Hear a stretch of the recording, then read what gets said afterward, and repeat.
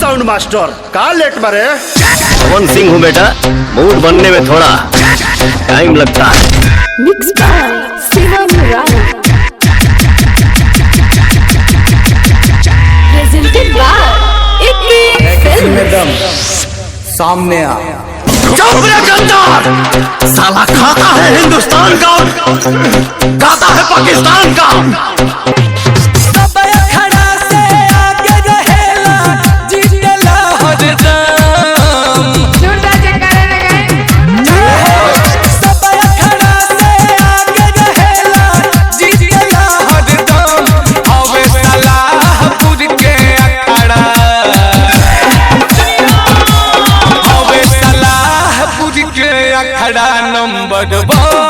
Number वन हवे सलाहपुर के अखाड़ा नंबर वन सब अखाड़ा से आगे रहेला जीतेला हरदम। सब अखाड़ा से आगे रहेला जीतेला हरदम हवे सलाहपुर के अखाड़ा।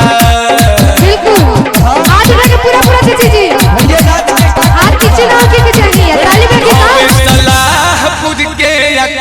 नंबर वन हवे सलाहपुर के अखाड़ा नंबर वन।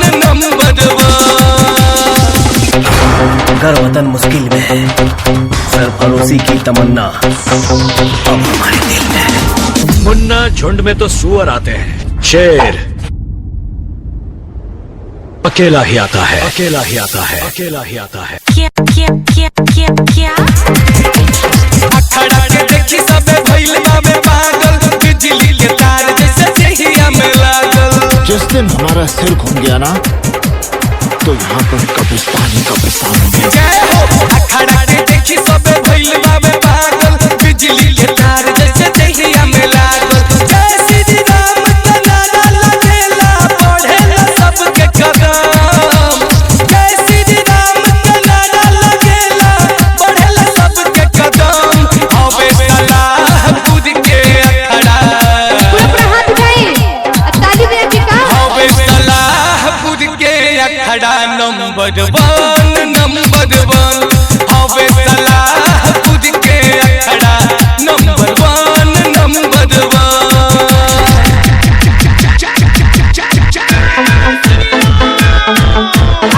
खून खराबा हमारा मकसद नहीं, मोहब्बत का पैगाम लेकर आए हैं। प्यार से रुखसत करोगे सलाखों पर बिठाएंगे, वरना दहेज में पूरा पाकिस्तान लेकर जाएंगे। तुम हिंदुस्तानियों के पास दिमाग नहीं होता। जितना तुम पाकिस्तानियों का दिमाग होता है ना, उतना हम हिंदुस्तानियों का खराब रहता है।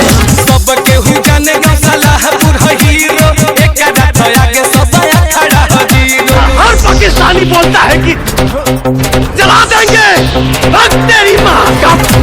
सबके हु जानेगा सलाहपुर है हीरो, एक रात आगे सब अखाड़ा है जीरो। मेला में केहू रंगदारी करी तो चल जाई गोली बम। मेला में केहू रंगदारी करी तो चल जाई गोली बम हवे सलाहपुर के अखाड़ा। हवे सलाहपुर के अखाड़ा नंबर वन हवे सलाहपुर के अखाड़ा नंबर वन।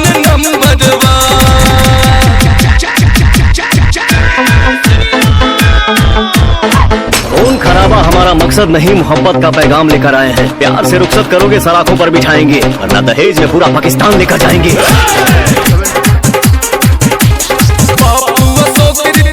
बड़े झंडा लइका सलाहपुर के भजता रे डंडा।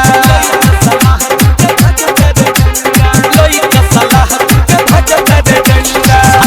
धीरेंद्र पर भूले बड़े झंडा, लइका सलाहपुर के भजता रे डंडा। सुनील सुरीला अंकुश शिवम केहू से नहीं थे कम। अमित दुर्गेश रंजन राहुल